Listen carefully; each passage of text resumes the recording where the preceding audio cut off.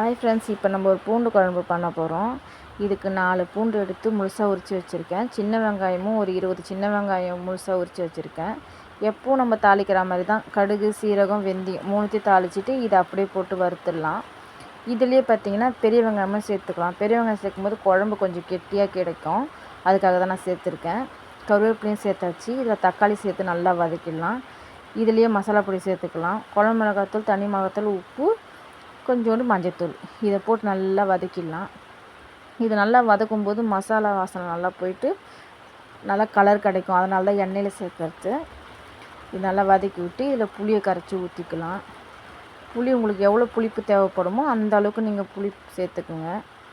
நான் ஒரு பெரிய எலுமிச்சைப்பழம் அளவு தான் சேர்த்துருக்கேன். இந்த குழம்பு ஒரு வாரம் ஆனாலும் கெட்டு போகாது, ரொம்ப நல்லாயிருக்கும்.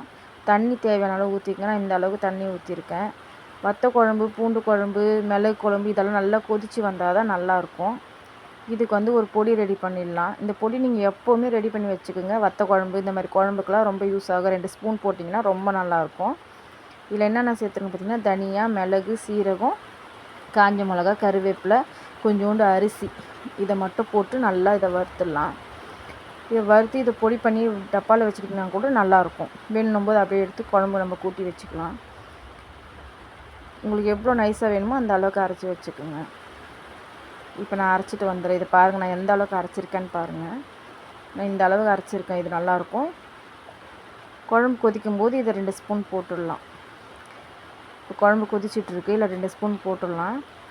இப்போ பாருங்கள், அது போட்ட உடனே ஒரு 5 நிமிஷம் கழித்து பார்த்தீங்கன்னா இந்த மாதிரி குழம்பு நல்லா கெட்டியாக வந்துடும். இதுதான் பூண்டு குழம்பு ரெடி ஆகிடுச்சு.